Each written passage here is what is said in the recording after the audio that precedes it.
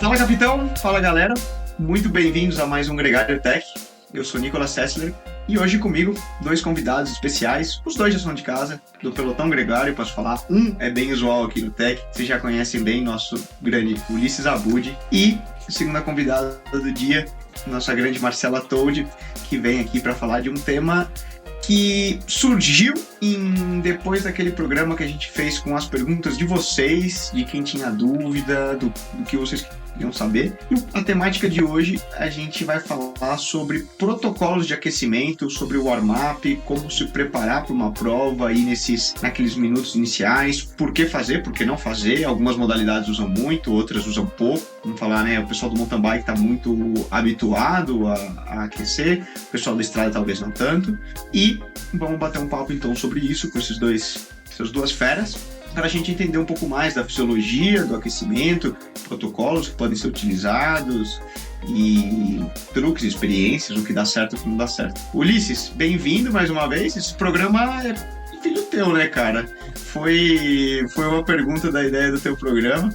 É legal estar batendo um papo sobre isso. Brigadão, Nico. Obrigado, uma honra, como sempre, estar aqui, ainda mais a presença hoje, não só sua, como da Mati. Mati, quando morava, né, aqui também em Miami, a gente teve a oportunidade de fazer várias coisas juntos, pedalar, comer. Então, é sempre muito um prazer estar na presença dela. E brigadão, mais um aí, vamos que vamos. Tô ansioso aqui pelo programa. Boa. Teu nome, vamos colocar você para tirar aqui também, cara 90. Quando a gente falou de aquecimento e eu vendo você correr na pista recentemente, né, semana passada, se aventurar aí pelo protocolo de pista e vindo, né, tendo muita experiência por diferentes modalidades, como treinadora também, atleta de alta performance, eu falei, a Marcela é o nome pra gente trazer para esse programa agora mesmo, porque ela tá passando por quase todas as modalidades que falam e sente na pele a importância do aquecimento, né? Pois é, eu recebi esse convite para correr o brasileiro de pista e super interessante, na verdade é legal passar também por todas as modalidades e distâncias diferentes, porque você vai entendendo a importância e como encaixar, né, um aquecimento, como se preparar para aquela largada, assim, pensando nos diferentes contextos, nas estratégias de prova. Acho que aquecimento um ponto pode ser extremamente estratégico, né, no resultado de uma prova, independente de colocação, pensando na posição geral ou no seu resultado pessoal, né, na sua experiência dentro de uma prova ou de um treino. Isso fica inegável.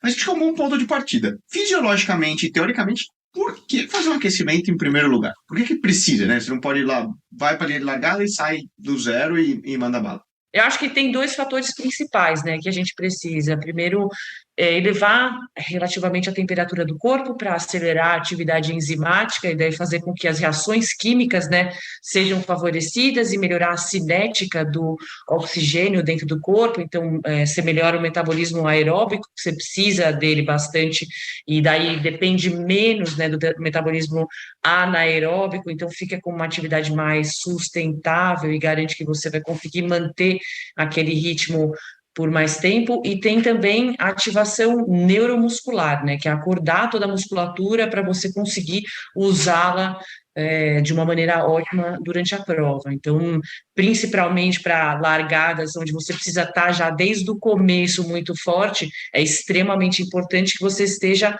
pronto lá para realizar aquele estímulo, né? Então, a gente aquece o corpo para ele já estar funcionando em velocidade ali de alta, né?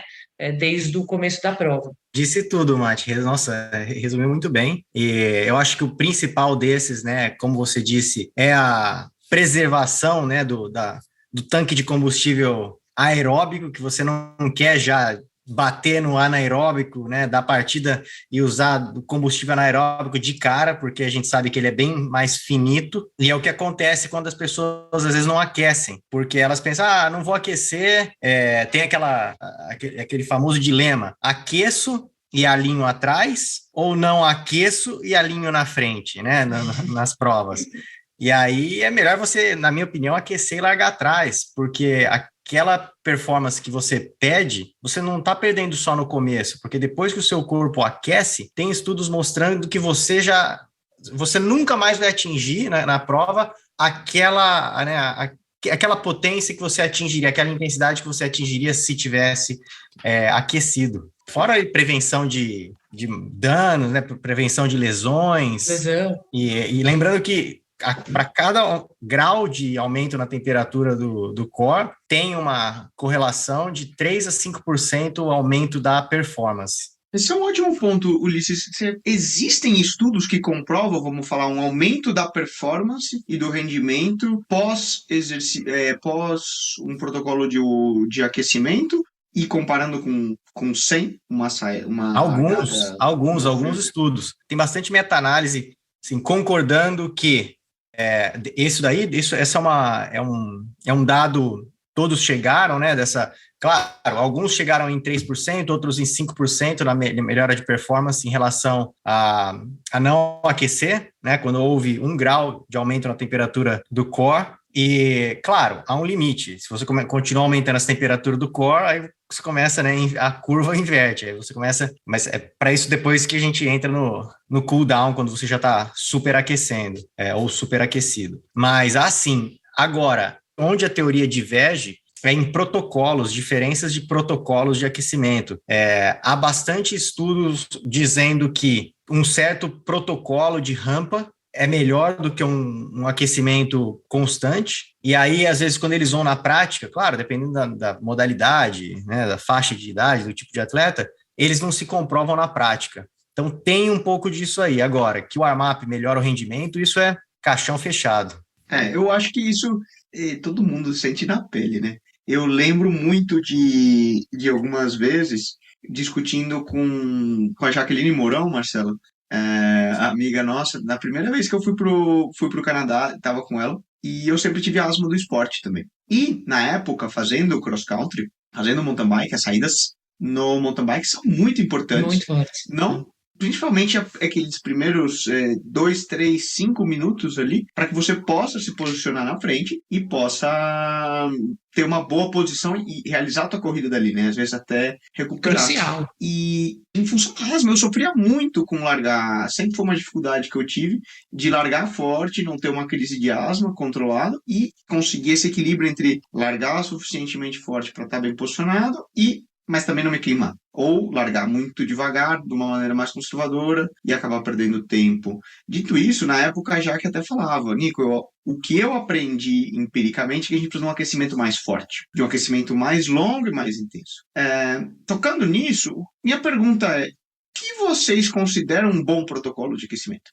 Tem um básico acho que funciona para a maioria das provas, pensar, não vou entrar em específico, acho que até para uma prova de XCO amadora, talvez um profissional a gente precise fazer alguma coisa mais intensa, mas até funciona.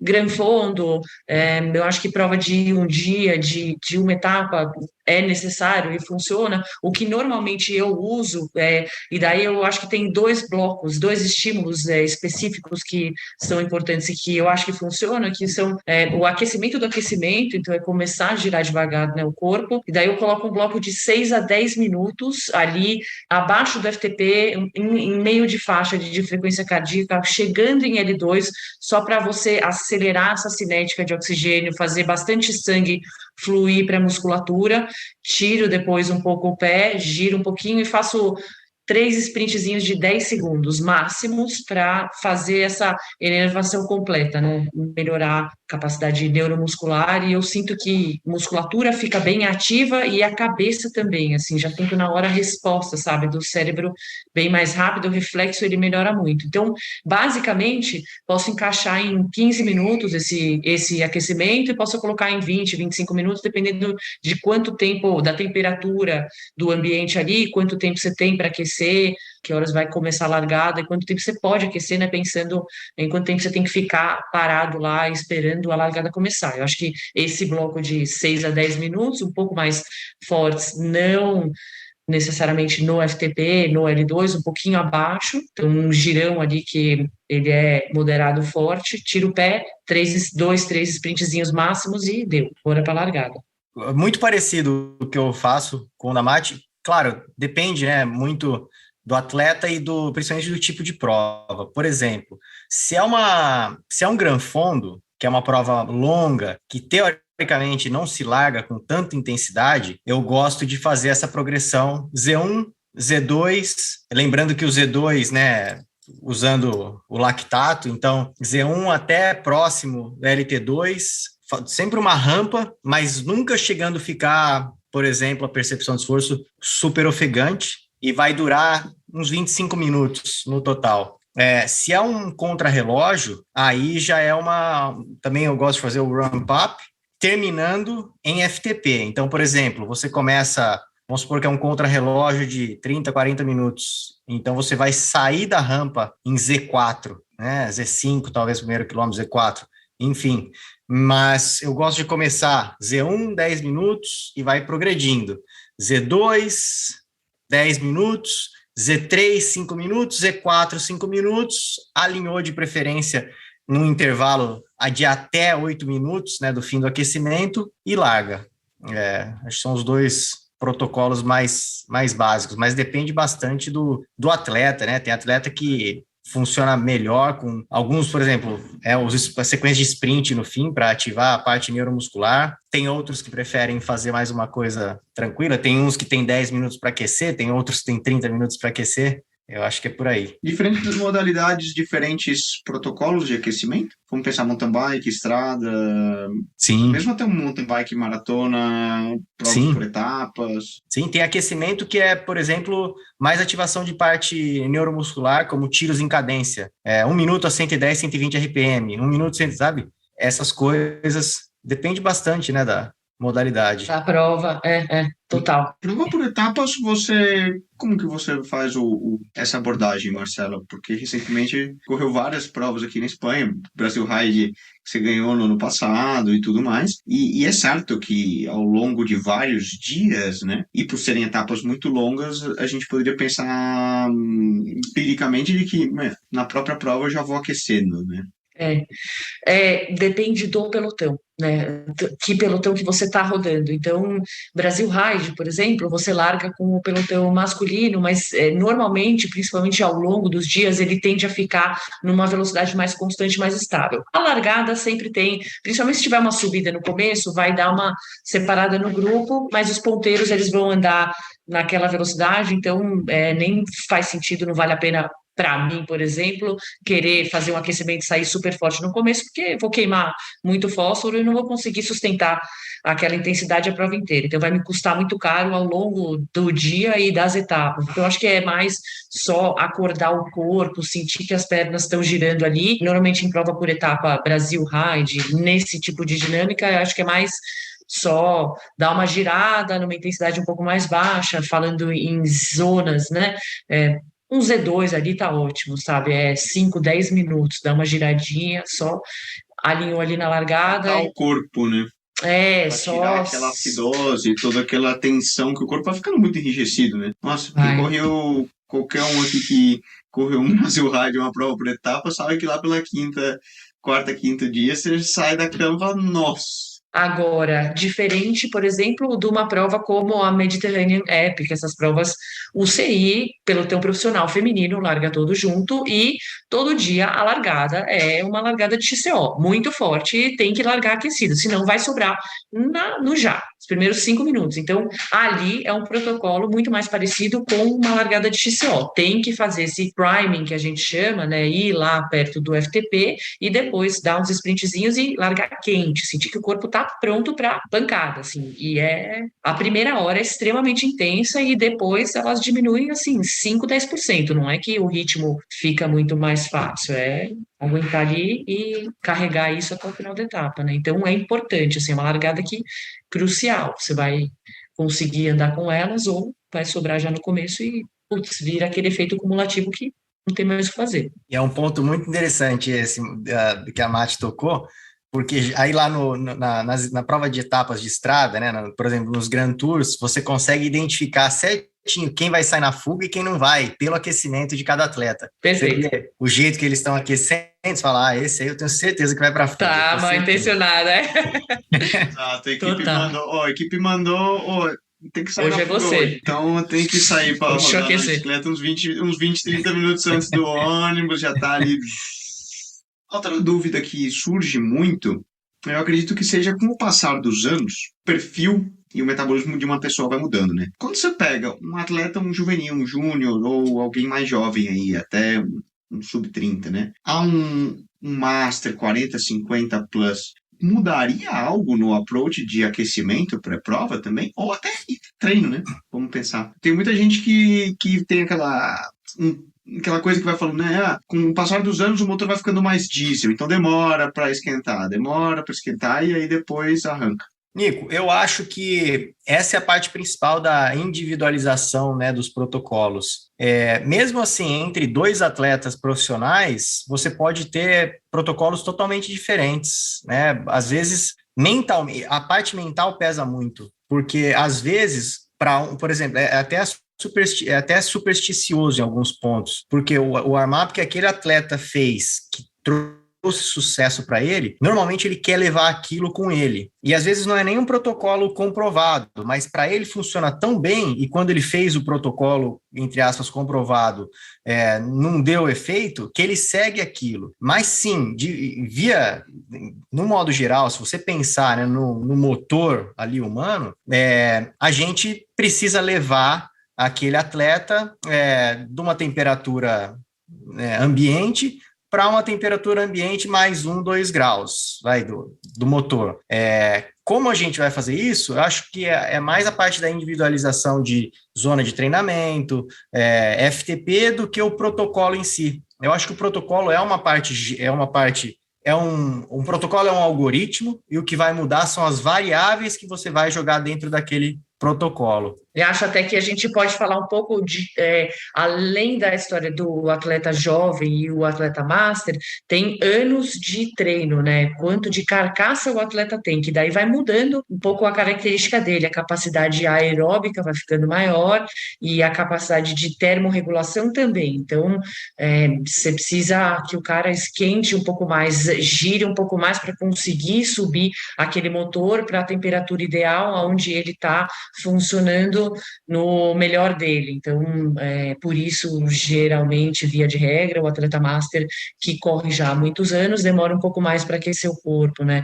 E tem também tipagem de fibra, né? Que diferente, conforme você vai se desenvolvendo, você vai ficando com a fibra de contração lenta, né? A composição, a tendência, no geral, se você não treina especificamente, né? Muito sprint, velocidade, força pura, você tende a desenvolver mais as fibras de contração mais lenta, então para aquecer elas demora um pouco mais, então um atleta master teria que fazer um protocolo um pouco mais longo, né, e usar esse priming aí, que é o ramp up que a gente fala um pouco melhor, e o atleta que tem ou menos anos de ciclismo ou é mais jovem, poderia fazer um aquecimento, é até recomendado, né, que ele faça um aquecimento um pouco mais curto para não superaquecer e não queimar esse glicogênio que é tão precioso, né, que a gente tem na musculatura e que vai usar, né, os fósforos que a gente tem na caixa para não queimar fósforo à toa antes de começar os momentos decisivos da prova.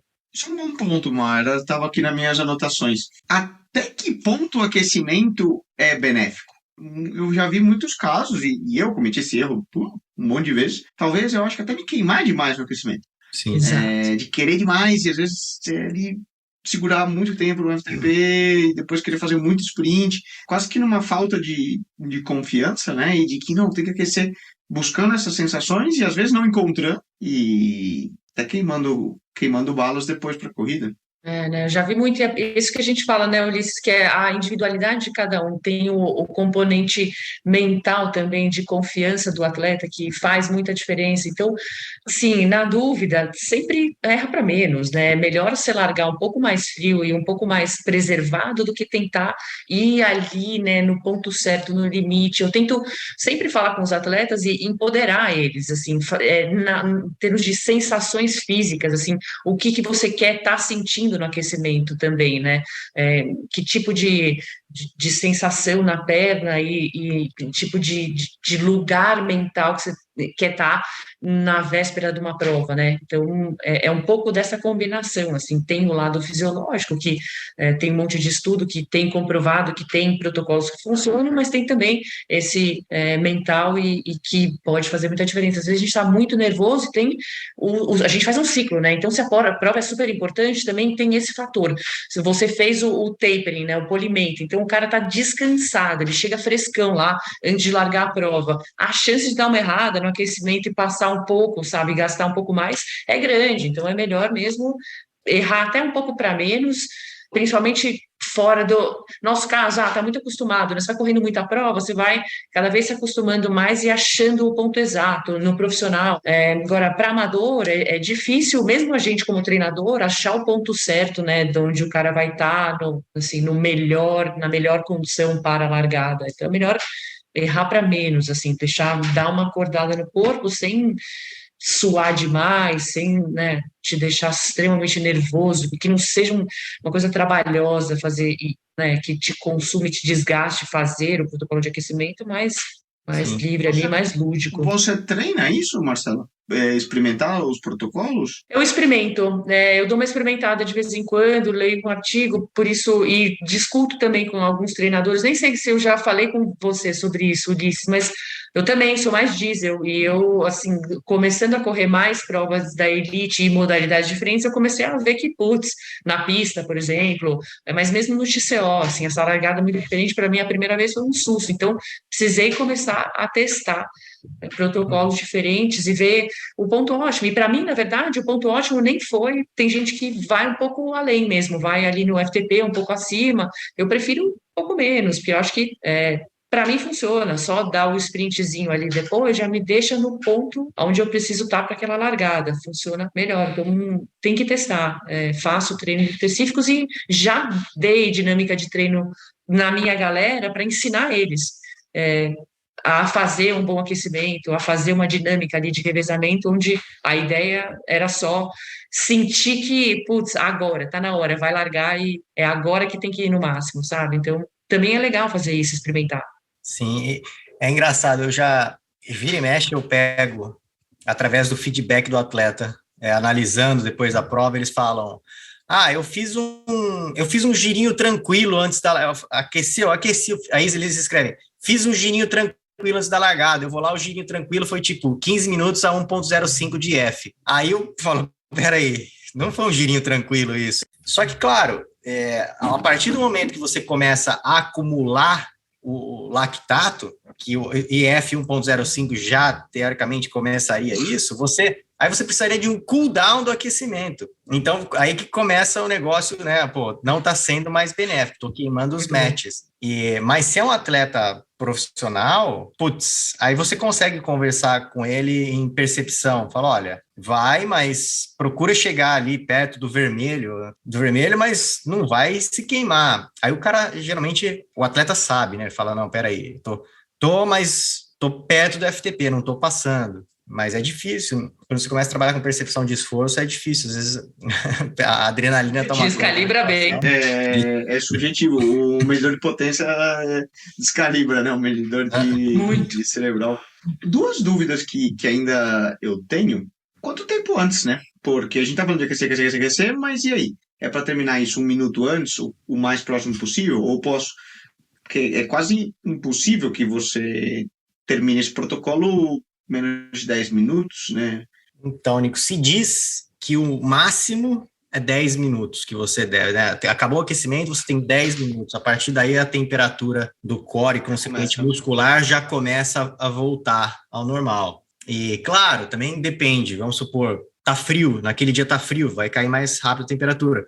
Eu não sei, teve um episódio engraçado foi numa Olimpíada que essa seleção da Alemanha, eles apareceram com, igual o cobertor térmico de pneu de Fórmula 1, eles puseram isso no time de pista. Eles aqueciam e ficavam com aqueles cobertores térmicos na perna para manter a temperatura. Segura. E o oposto também, né? Em prova de XCO você segura um pouco, então você aquece a perna e Se a prova está muito quente, já tem muita gente usando aquele coletinho para resfriar, principalmente as costas aqui e o core, para também não superaquecer antes da Sim. largada, que a tendência é, no aquecimento, você já leva a Uf, temperatura lá em O cima, corpo.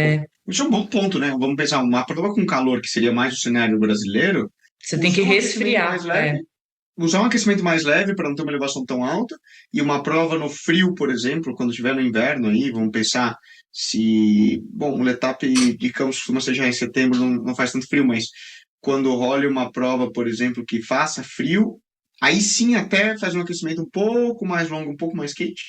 para esquentar o corpo e não precisa necessariamente ser tão intenso, né? Mas elevar a temperatura mesmo da pele, do corpo, para você é, conseguir segurar aquilo, né? Usar casaco se tiver equipe, sim. tal. Brasil Ride é gelo nas costas, gelo em tudo e você precisa de qualquer jeito aquecer. Então tem uma regulagem que você precisa fazer ali, ajuste fino, principalmente se você estiver disputando pódio ou quiser, né?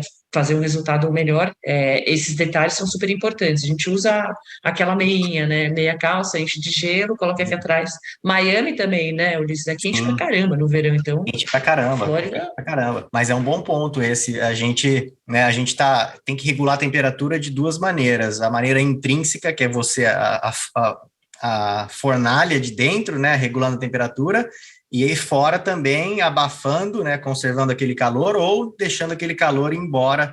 Depende de como é que está o ambiente. A vestimenta é fundamental de acordo com a temperatura. Porque na verdade, você quer que o músculo suba a temperatura. Para o exato. músculo subir a temperatura, você precisa subir a temperatura do core. Só que se está muito quente fora, você precisa dar um jeito de conseguir trocar calor, né, do core para manter a musculatura aquecida, mas o core também não tão aquecido para não superaquecer o sistema. Perfeito. Para terminar, um protocolo que eu tenho muita curiosidade, já discuti, vai tocar um pouco mais no que é o neuromuscular que a Marcela tanto falou. Protocolo de aquecimento e ativação fora da bike. Usam sim ou não? Aí eu estou pensando em um alongamento dinâmico, trabalhos com uma bandinha elástica, por exemplo, um neuromuscular. Já escutei alguma coisa a respeito de que algumas equipes profissionais de mountain bike levavam, por exemplo, um rack de agachamento para fazer uma leve liberação e uma leve ativação de força antes de ir para o aquecimento, até pela questão hormonal e tudo mais. Qual a opinião e experiência de vocês?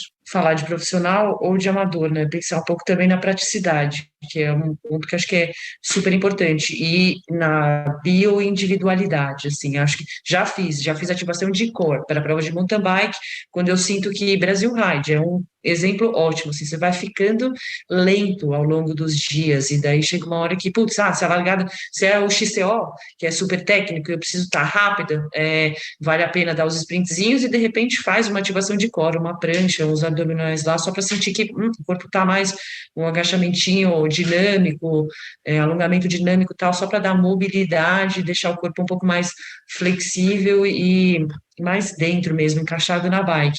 Mas em termos de praticidade, eu acho que no máximo isso, sabe? Fazer alguma coisa que seja fácil e que a pessoa esteja disposta e que também acho que vai fazer sentido. Agora, REC de agachamento, já começo a achar que é um pouco over, assim, porque também, mesmo para um atleta profissional, você corre inúmeras provas no ano, então pensar que na logística disso, né, para várias provas, é mais, assim, menos é mais, é achar um protocolo que funciona e que você encaixa bem, que, putz, porque aquele momento pré-prova também tem isso, né, você precisa focar e entrar, criar uma rotina ali pré-prova que vá te colocando, né, no melhor estado mental para a largada. Então, eu acho que, sabe, desenvolve um protocolo bom que funcione, que vai te colocando, concentrando na prova, em vez de ficar testando, inventando mil ideias que, às vezes, só te consomem mais e te tiram do que é importante, que é o estar lá 100% focado na largada.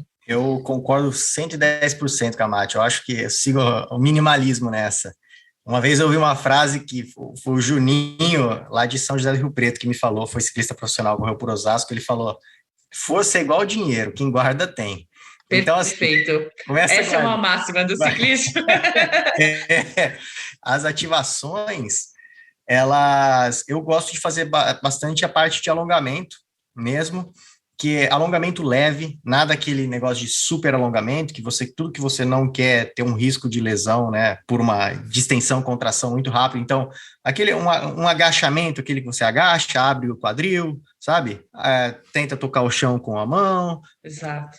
Mais uma coisa, sem aquela dor do alongamento. Eu gosto de fazer isso, a prancha, um abdominal, claro, depende, né, do tipo de prova, porque durante o alongamento, você consegue fazer até uma meditação, você consegue fazer uma visualização de como vai ser a largada, né? Consegue ficar com o olho fechado ali, alongando, bom, como é que vai ser isso, a primeira curva para a direita, consegue memorizar o circuito, né? Rever a volta no circuito. Eu acho que todo esse processo de ativação muscular e mental. Nutricional, gente, vocês abordam também? Vocês já começam a comer em cima da bike no aquecimento pré-prova ou deixa isso já para o momento da largada? Esse ponto é excelente. O que acontece bastante, no que eu já presenciei, naquilo também. O atleta, ele tá tão focado, né? Tá tão excitado por aquele momento que ele acaba fazendo um aquecimento de 35, 40 minutos, forte, e não come nada. E o café dele da manhã foi há 3 horas atrás, às vezes até mais, né? E eu acho que no aquecimento também é a hora de você tá preparando, né? Você tá preparando tudo. Tem que pensar de uma maneira sistêmica. Você está preparando seu corpo. Então, como é que você vai preparar seu corpo? No aspecto físico, mental, nutricional. Então, eu costumo sempre tomar um gel 15 minutos antes. Claro, isso vai depender de o que você fez antes, mas né? E aí eu acabo tomando isso durante o aquecimento, meio que no meio do fim do aquecimento. E dependendo da prova, da importância, eu chego a tomar um antes do aquecimento e um antes da largada. Para largar já toma e foi. Então, melhor errar para cima do que para baixo se você está treinado, né, e come direito em treino, estocar e deixar lá bastante glicogênio no sangue para poder usar, glicose, né? Eu vou pôr em prática já nas próximas corridas e testar. Vamos ver. Certamente algumas jogadinhas aí que eu não tinha, confesso que eu não tinha pensado, mano, dentro do teu approach também e desses testes.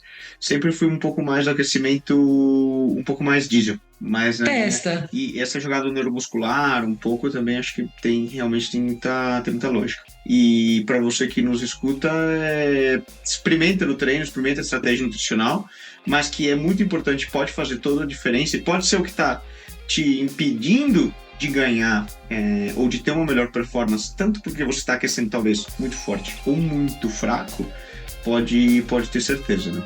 Perfeito.